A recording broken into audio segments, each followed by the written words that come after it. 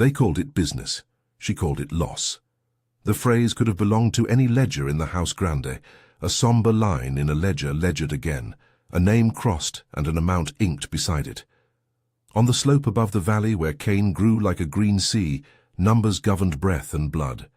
Down below, in the low rooms with dirt floors and smoke-dark rafters, a different accounting took place.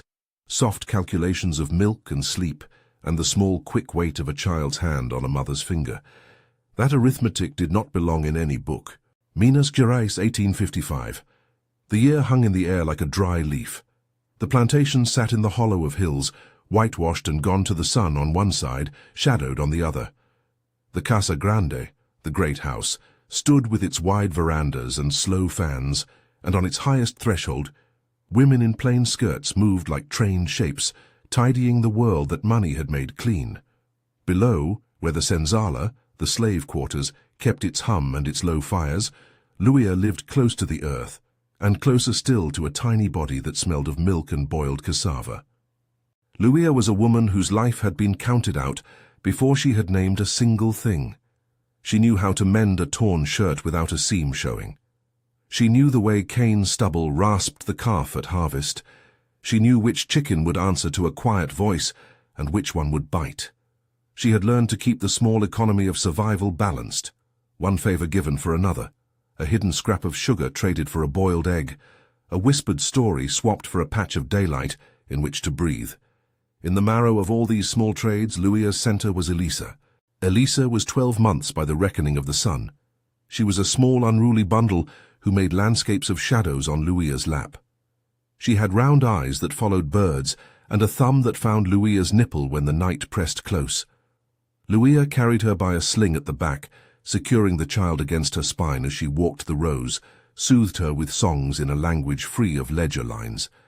She kept Elisa's hair small and coiled. She named dances that only the two of them performed when the lamps were tired and the other bodies slept. That intimacy, this private bookkeeping of lullabies, grasses picked for tea, tiny clothes stitched with hands that knew pain, was not visible to the men who set prices. The House Grande measured people as surplus or asset.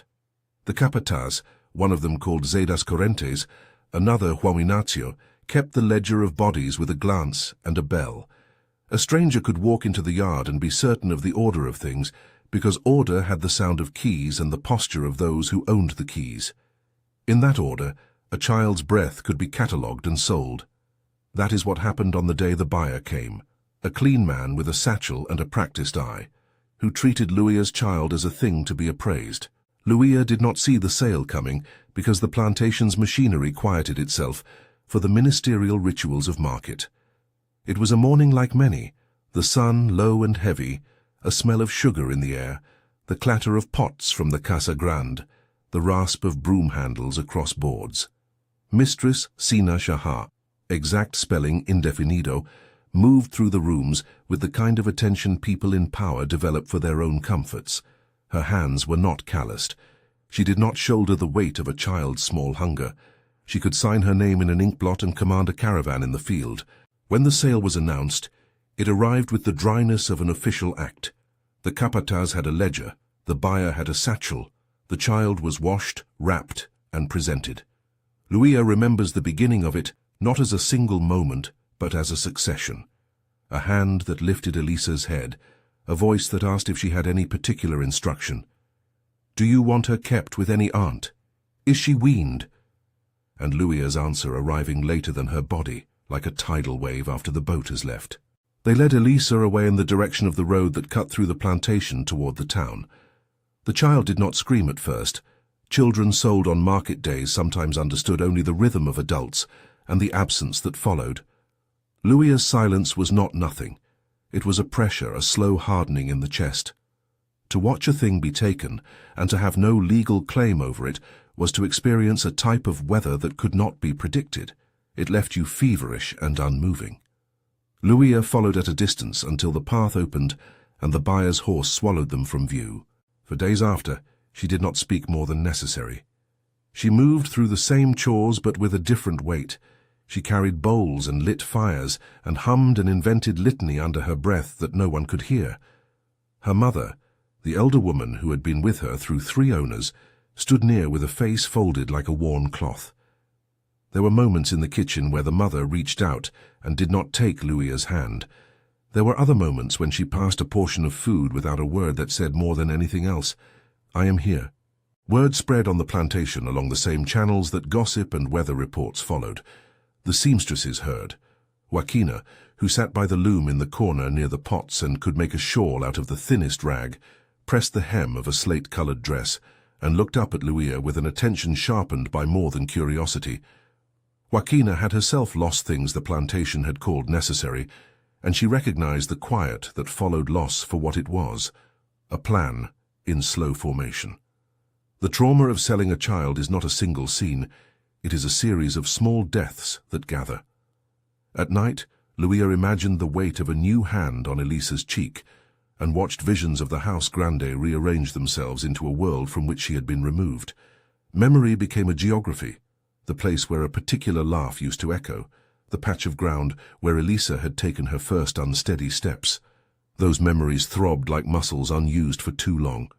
Not everyone on the plantation had the right or the patience or the will to intervene. The men who owned the property called their actions business. The women who lived beneath the porch and beside the kitchen oven knew them for what they were, transactions that rearranged human lives. Among those women, conversation is survival. Murmured names were like rain that might swell a river.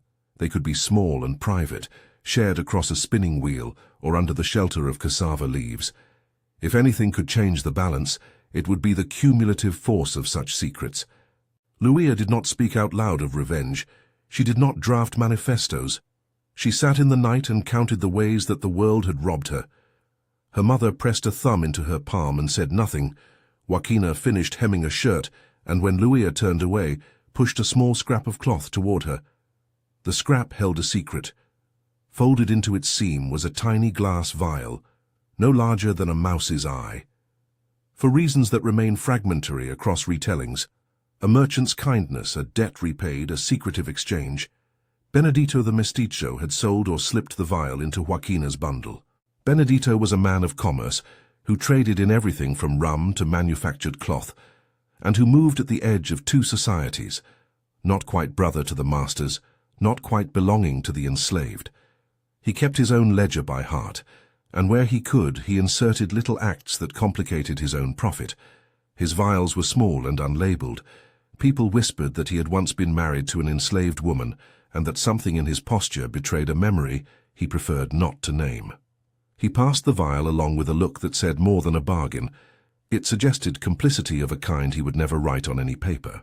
They did not speak loudly of what might be done with it. It was not a treasure to be used as spectacle. It was a secret that required the softest possible handling, a hem, a sleeve, a place where a child might not look. Joaquina sewed as if making a tiny nest. She turned the stitch inward and hid the vial where a mother's hand would meet the soft edge of a garment. The act was slow and ceremonial. Women who had lived under this roof had learned to make small pockets in the fabric of their lives, in which to hold unnoticed aid. Words that suggested an attack were uttered in a language of necessity. They spoke in whispers of a thing that would mark the mistress's face in a way that everyone would see, a mark that would say, "You removed mine." The word mark circulated like a prayer and a threat at once. For Luia it was not language but the compact of a sorrow that needed an outward shape. She did not imagine triumph. Her thought was simpler, to return externally the visibility of loss that the market had taken away. In the days that followed, planning was a kind of labor like any other. Luia learned the rhythms of the house grande, when the mistress walked the garden, when the capataz went to check the corrals, when children of the owners skipped between columns. She learned the precise time the mistress liked to be alone with the morning air and a fan that beat at the heat. The plan was not the work of a single instant. It was a slow accumulation, observation, small thefts, misdirection, the exchange of folded notes inside bread. It was also the practice of being invisible in a place that demanded visibility only when it suited property. There were near discoveries. Once a child from a neighboring field, one of the owner's children who had been left under a careless nurse, found the place where Joaquina had hidden an extra strip of cloth for Luia. The child pulled free the hem and looked into the little pocket, finding nothing but stitches. Luia's heart hammered as if in a sprint. She was aware of every breath she took, aware that the cogs of the house could grind down what remained of her small private world. The child laughed and ran on. No one saw Luia's relief as a reprieve from the threat of exposure, not even the child who, in laughing, believed in the safety of their own small kingdom. The days creased into a pattern. Chores during the heat, whispers in the cool, furtive exchanges near communal fires. The older women taught Luia how to move like a shadow within light, how to carry things so they were there and not there at once. They taught her how to trade a piece of cassava for a ribbon, how to take a needed item from the pantry and replace it with fine ash so the deficiency would not be obvious. These were the techniques of those who survive with everything against them. Luia's mother was both consolation and caution. She had borne blows in the days of other masters and carried the memory like a deep scar under her skin. She counseled patience because patience had saved her before, argued that small actions could preserve more than any single dramatic one. Yet she did not refuse to help. She held a child's blanket and embroidered a false note into its seam to hide coins Benedito had slipped. She salted stories with cautionary examples. We must think how others will fare. And in the same breath she tied knots that would hold a rope at night. There were moments when doubt ate at Luia like a worm eats at fruit. She wondered whether to spare the mistress humiliation or to leave open the field of her pain. She thought about the world she would find beyond the plantation. Was there a place where Elisa could be returned? Could a small village ransom a child? These questions had no answer. The law of the land was a house built for owners, not mothers. For Luia, options narrowed like a lens until there was only one point of focus, the visible bruising of value. In the privacy of the night, she rehearsed the words she might say. "You took my child?" That sentence would be simple, clean. It would carry the weight of everything that had happened and nothing of the ledger's cold numbers. She imagined the fan dropping from the mistress's hand, the alignment of servants and masters shifting as if a thread had been cut. She imagined, too, the consequences, the sound of boots charging down packed earth, the possibility of the plantation convulsing under reprisals, the knowledge that, for each action there would be a counteraction measured by cruelty. To step across that line meant admitting she had chosen one kind of pain for another. Luia kept that knowledge like a stone in her mouth. It tasted metallic. It was heavy. She tried to balance it with memory. She pressed her face to the place where Elisa had slept on her breast and remembered the exact smell of the child's hair after a bath. She remembered the coo that came at a sudden surprise of light. These details were what the plantation had not accounted for, though they were, in their human gravity, as real as any ledger sum. When it came to Benedito, the exchanges were mundane in appearance. He would leave baskets of cloth and sugar near the road and, inside a fold, tucking a vial or a small coin, he would make an economy of favors. He never spoke in public about the matters he assisted with. His hands moved with the same practiced economy as any merchant. He would wrap the goods, shift his hat, and look away. His complicity was measured and careful. No one could accuse him directly. Yet his acts had the effect of shifting possibility for those like Luia who had become desperate enough to seek them. Joaquina supplied more than thread. She supplied a sense of purpose. In the afternoons she cut patterns that were not for sale but for concealment, pockets in aprons, double hems in children's garments, folds in shawls where things might be hidden and later retrieved. She taught Luia how to make a false bottom in a cooking pot, how to cut a seam so it looked natural when stitched back together. These were arts she had learned from years of needing to keep forbidden foods and medicines close. There was a ritual to it. A circle of women with their faces half in shadow, fingers moving with the speed of prayer, and Luia, who had come there raw from loss, learning how to harden sorrow into a plan. There is a peculiar intimacy to plotting under duress.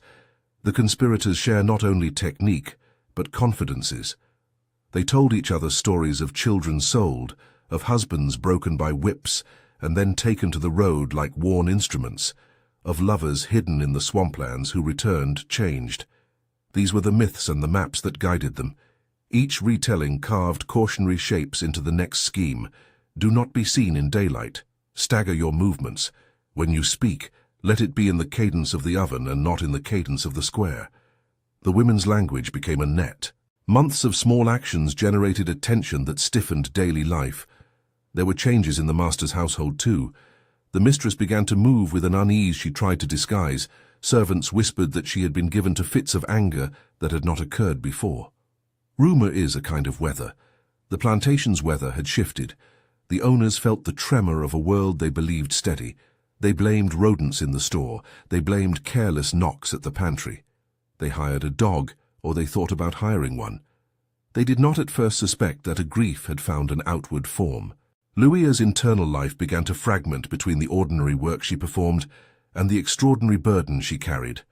She would rise before dawn and milk the goat, her hands knowing the animal's small valves, and return to the hut with a heart that beat with a timing separate from her body.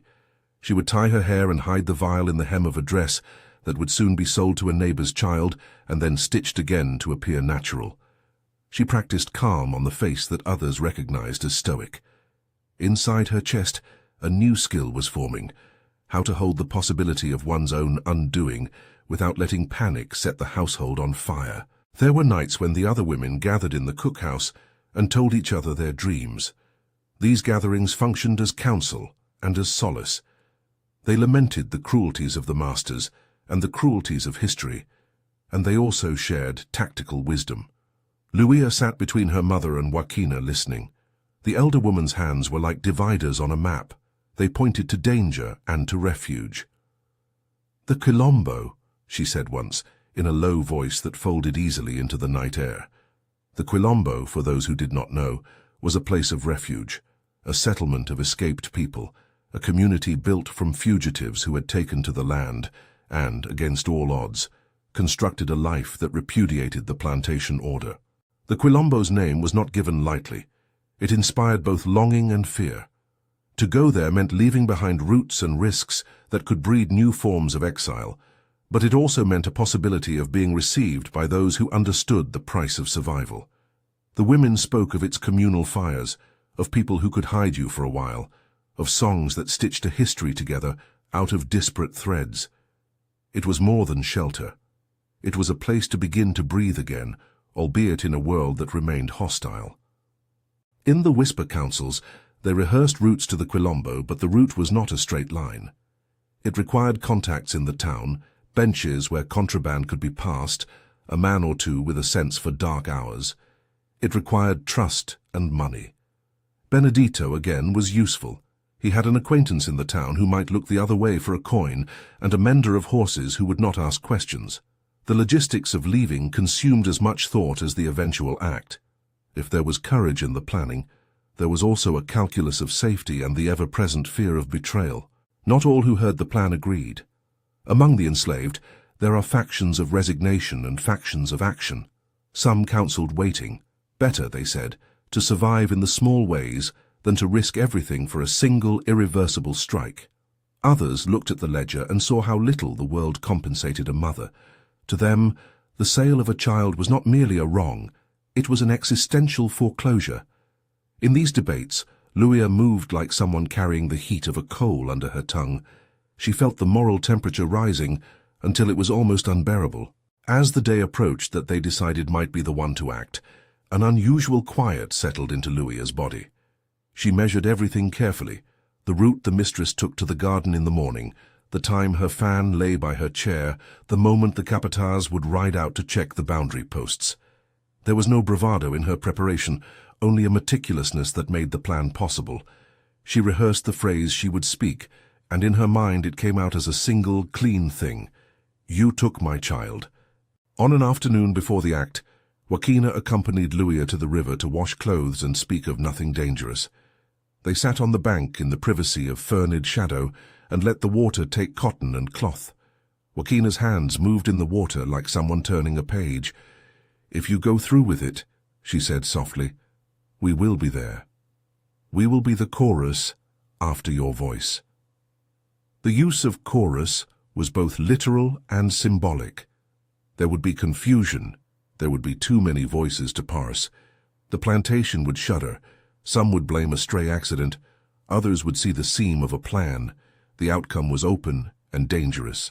Luia's mother handed her a wrapped cake of polenta, sticky and warm, and pressed it into her daughter's palm. "Remember," she said, "there are some things you can hold and some things you must let go."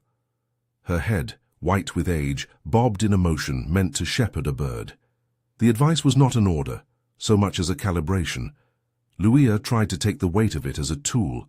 She intended to use the lesson of measured holding to keep herself from falling into blind rage. She wanted the act, if there had to be one, to be a statement, not an outburst. The moment before movement is a small world. It tastes like air before a storm. The house grande's verandas glinted in the late light. The mistress was likely sitting in the morning room practicing her fan like a metronome that timed the day's certainties. The capataz might go to inspect the cattle. The dogs, if there were dogs, would nap.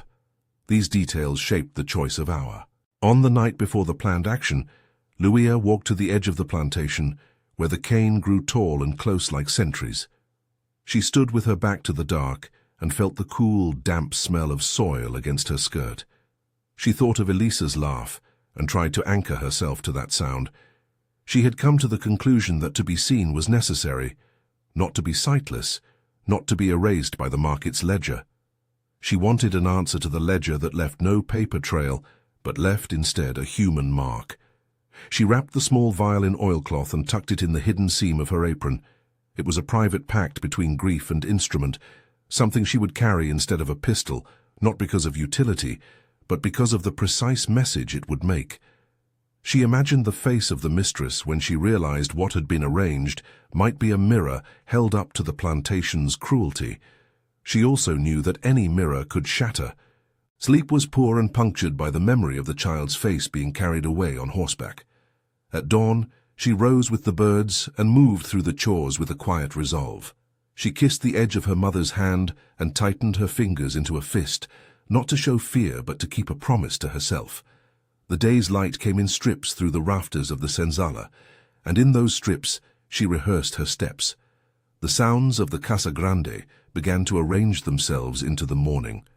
Voices, a spoon scraped across a bowl, the fan's slow sigh. But in Luia, a different rhythm had begun. She walked from shadow to shadow, like one moving through a map she had memorized. She walked as if certain that the next hours would change the arithmetic of her life. This is a reconstruction inspired by oral histories and memory, adapted to bring into focus the human experience of a time when lives were traded and mothers counted their children not in years, but in the precarious breaths before sale. If you want more recovered stories like this, the hidden histories and the voices often left out, subscribe. These are the lives that books do not always record, the margins where memory persists. The morning unfolded with a precision that gnawed at Luia from inside out. The mistress came to the garden earlier than usual that day, drawn by the way the air promised a breeze. She was alone, a rare vulnerability in the choreography of the house. Luia watched from the shadow of a jasmine bush. Her heart sat like a bird at the bottom of her ribs. She had planned for this, for proximity, for the fan, for the brief moment when a woman's back was turned and her face, smoothed for propriety, was open to the world. Benedito's part had been small and deliberate. He'd arranged for a cart to pass the gate and for two figures who could be trusted to keep silence. He had not met Luia's eyes directly. His compliance had the stain of a necessary sin. The women watched the path like a slow film, their breath held out as if in a chorus. For some, this was the culmination of a bitter choreography that had been rehearsed in whispers for months. For others, this was a terrifying transgression. At the threshold between the garden and the veranda, Luia felt the last of the night's fog lift. She set her jaw, gripped the seam where the vial lay, and stepped forward. She wanted to be neither murderer nor martyr. She wanted to be a woman who could make the ledger look in the eyes of one of its authors and say, "You have traded what belonged to me." She moved like someone walking toward a cliff, conscious that one step more would alter forever the landscape behind her. The jasmine smelled sweet, and the fan in the mistress's hand beat the air with its usual measured call. Louisa's mouth closed around the sentence she had practiced. The day was bright and small and terrible. She stepped into the light like someone crossing to the edge of a map she had drawn with grief. The mistress sat where she always did, a fan moving with the measured boredom of privilege. Her back was turned, the morning wind lifting the white fold of her gown. For a moment, everything narrowed to the small shape in Louisa's hand and the single sentence she had trained in the dark. When she spoke it, her voice was neither loud nor pleading. It was the plain accounting of a woman making a claim. "You took my child." Sound can act like a blade. Precise, sudden, impossible to fold back into silence. The fan stuttered. For one breath, the plantation held itself in a posture of disbelief. The servants at the threshold froze. The capataz's hand paused on a ring of keys. The mistress did not answer. She turned slowly, first with the automatic composure of someone who expected servants' complaints to be soothed, then with the widening confusion of a person who registered humiliation as if it were a new weather. What followed happened too quickly for measured thought and too slowly for panic. Louisa did what she and the women had rehearsed in whispers. She moved within the circle of the veranda, close enough that the mistress could see her face, close enough that the sentence she had spoken would not dissolve in the air. Without screaming, without dramatic gestures, she produced the small parcel tucked into her apron and revealed it to the mistress as one might reveal a truth. There was a sound that people later described with different words, a sharp tearing of calm, a soft exhalation that might have been a gasp, the metallic clack of the fan hitting a floor, and then a confusion of noises, shouts, the slap of bare feet, the bark of a dog. The object sent from Louisa's hand into the mistress's space carried with it the geometry of the women's plan, an outward, immediate mark that could not be reconciled with the neatness of ledgers. After, memory compresses and lengthens at the same time. Some survivors remembered that the mistress cried out and clutched at her face. Others recalled the whip of a skirt as she spun, the gloves thrown aside, the sudden tilt of servants toward their mistress as a human who had been violated and now demanded protection. The capataz, Zé das Correntes, or Juan Ignacio, depending on who told the story, barked orders. Men moved with the brief ferocity of people who sense their power threatened and instantly call on force. But the narrative that survived through voices and songs refused to become a chronicle of gore. The focus remained on what had been claimed back, a visibility of loss returned to a woman who had been denied it. Louisa did not stay to be arrested or to witness the master's planned mercy or wrath. Escape was part of the choreography. Benedito's cart waited in a lane out of sight, a low, human thing with a driver whose face avoided the house grande's pillars. Hands that had sewed secrecy into aprons now lifted and helped her into cover. A child of the plantation, some version of a boy who later remembered nothing but the tremor of the day, was ordered by a glance to fetch water and became, for those breaths, the distraction the plan required. They ran not in a straight line, but as people who know they leave behind not only a place but a calendar. They moved through cane and scrub, over dry gullies, and the careful geography of places where hunters and overseers were less likely to search. Louisa's lungs worked under the urgency of flight. Her feet found the narrowest passages because the women who had planned this taught her how to be small in a world that demanded size. The cart came, they climbed, and Benedito did what merchants who trade in silence often do. He looked only at the road. The route to the Quilombo is spoken of in the kind of language reserved for holy things and dangerous maps. There were meeting points where a neighbor might close their shutters at the sight of a certain basket left on a stoop. There were shallow streams where a canoe might be hidden under reeds. The fugitives changed their names as if they were garments and wrapped themselves in new ones. The Quilombo did not promise safety as a guarantee.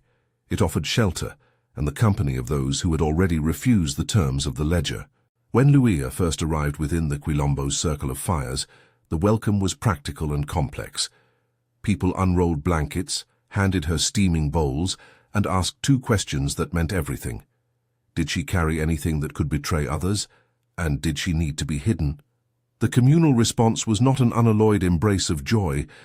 There were faces that registered fear, because harboring someone marked by violent retribution could bring a plantation's wrath to the door. There were hands that wiped the grime from a face as if to scrub out ownership, and there were voices that spoke the names of those who had been sold and never seen again. In the Quilombo, Luia's grief did not evaporate into vindication. It walked beside her like a companion with its own habits. The elders, women and men who had weathered raids and made treaties with seasons, performed a kind of triage for a spirit as much as for a body. They offered songs that folded into the wound rather than pressing on it.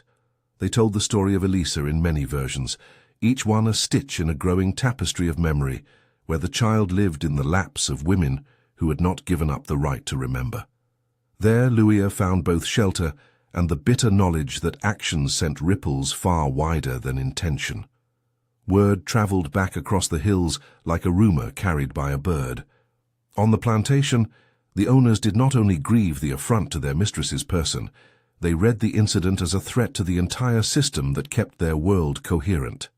Their reaction, recorded in oral memory and in the rumour lamps of surrounding towns, was swift and punitive. Reprisals followed with a logic that was incurably cruel. Stories with the cadence of oral history say the capataz went door to door with questions and threats. Men accused of complicity were separated from their families, sometimes traded to other plantations as punishment. The owners increased watches, doubled patrols, and demanded confessions in ways that left marks on the social body more than on one individual. The punishments were not always recorded in ledger lines. They were instead circulated alongside the story of what the woman from the senzala had done. It became part of the cautionary repertoire used to cow others into submission. At the same time, not all planters responded with the same cruelty. Some wrote to acquaintances about the fear the incident inspired, fear of a social contagion where those who had been counted as property might refuse the accounting. A few expressed, in private letters later collected by historians and repeated in the oral chain, a kind of stunned admiration wrapped in disgust, a feeling that someone, even if guilty of an offence in the eyes of the law, had exposed a truth about how brittle the system had become. In town, gossip flipped like a coin. Some merchants whispered that the mistress deserved an answer, that women who lost children under such conditions had a claim that laws refused to grant. Others, sitting in the shade of taverns, shook their heads at the brazenness of an attack. The local priest, if asked, was said to murmur about sin and redemption. Whether he called for punishment or mercy depended on which version of the story you heard and which political wind he wanted to ride. None of these opinions mended the fissure that carried Luia's name onward. Within the Quilombo community, debates also took shape. Some elders argued that whatever the immediate justice, the act had endangered many who were already precarious. Others countered that the system itself was the source of danger, and that acts which unsettled it were unavoidable. The conversations were rarely clean. They were braided with personal histories of loss and survival, with the memory of raids where children were taken by surprise and sold away overnight, of lovers captured and returned in pieces. Luia sat in those circles, sometimes with a small song on her lips, sometimes with silence like a cloak. The elders listened to her account not to pass judgment, but to archive the truth into the community's memory. It is important to say again what the oral records never permitted. There is no single authoritative version of what occurred. Some versions emphasize Luia's dignity and desperation, others sharpen the violence of the event and its consequences. All of them insist on two facts: a child was sold, and a mother answered in an act that made the household's ledger look dishonest under its own light. The months that followed were rough and braided. Plantation life grew colder and more watchful. Owners exchanged letters and rumors with neighbors. They tightened their rules for movement and doubled the fines for small infractions. For the enslaved, daily life became a calculus of caution. Gates closed earlier, visitors were interrogated, and the simplest acts, carrying a pot outside, speaking to a stranger, were subject to suspicion. These measures were intended to snuff out the impulse that had led to public claim-making. Instead, they deepened the sense of vulnerability among those who had already been most exposed. News of the incident moved beyond parish boundaries. Traders who passed through brought versions of the tale to neighboring farms. In some accounts, the mistress, Sinhá, exact spelling indefinido, bore a mark that could not be hidden. In others, People described only the confusion that had followed.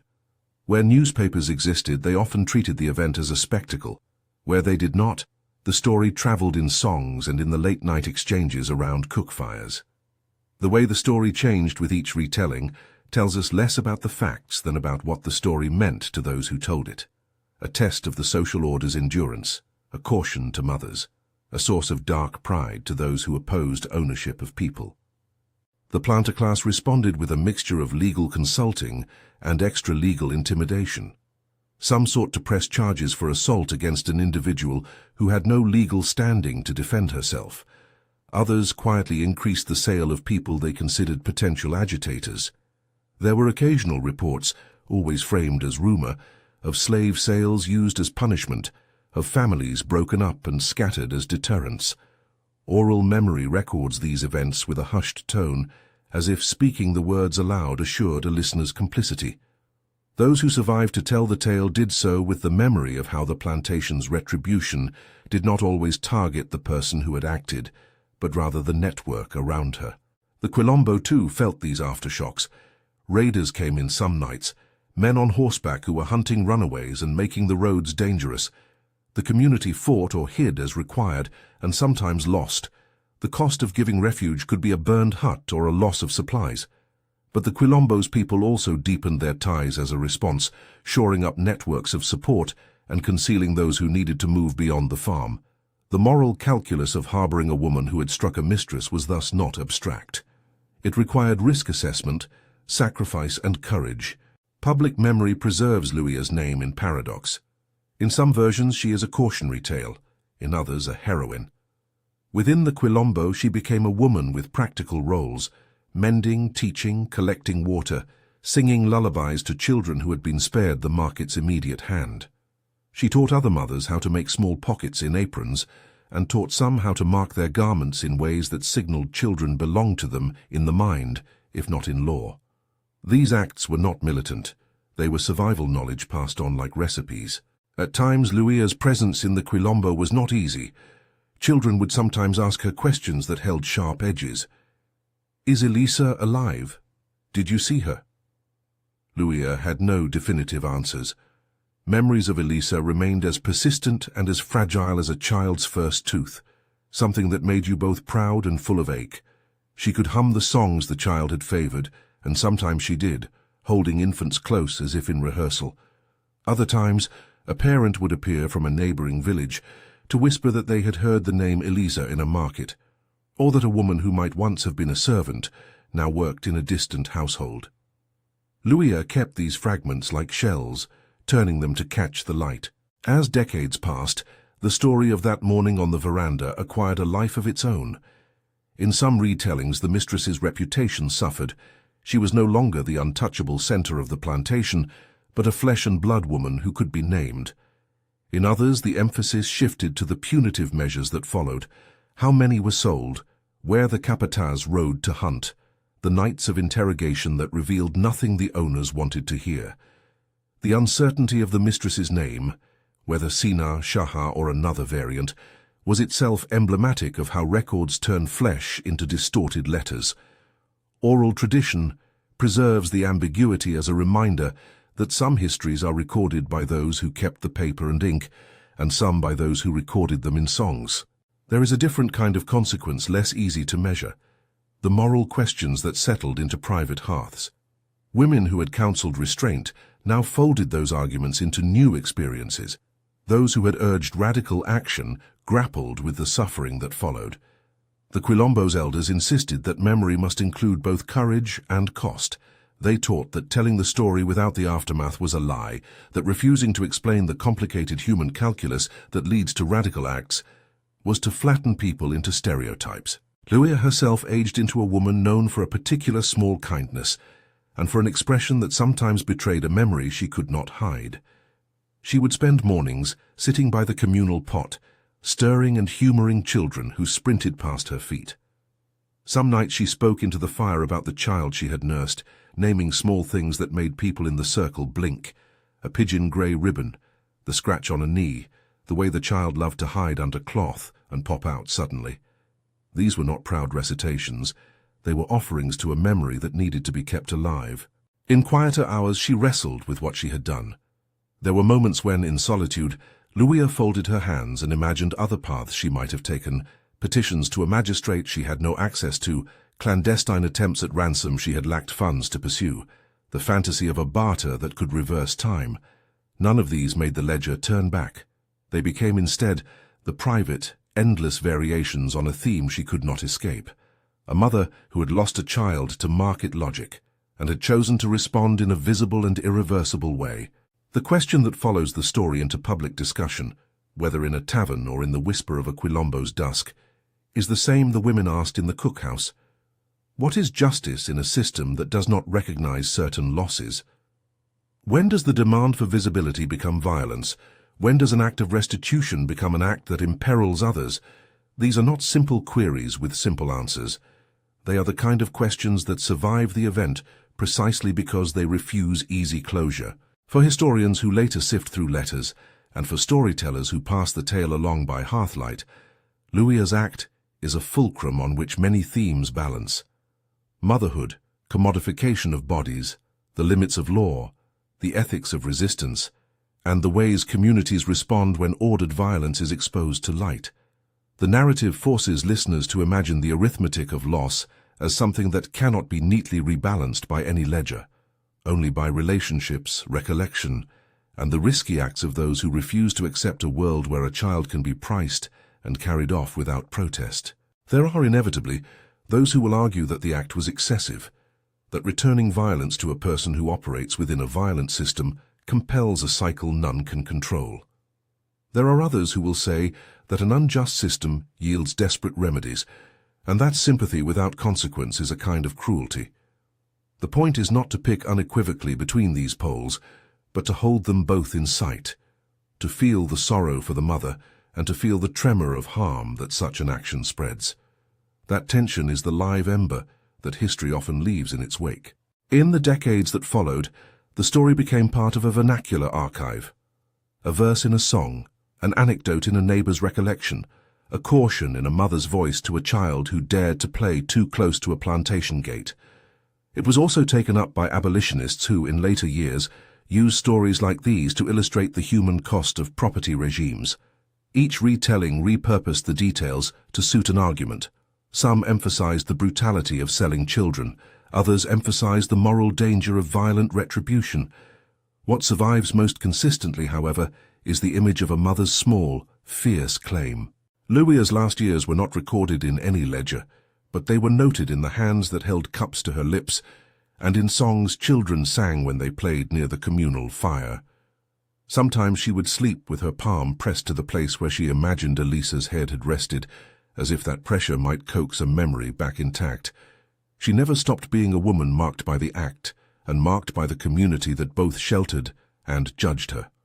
In the end, her story was not contained by either condemnation or heroism. It existed in the complicated folds of human choices made under duress. The story of the woman who threw a corrosive substance at a mistress who had sold her infant is therefore not a single moral case, but a mirror held up to a society that allowed the trade of human lives. It is not offered as an endorsement of violence, nor as a simple denouncement of revenge.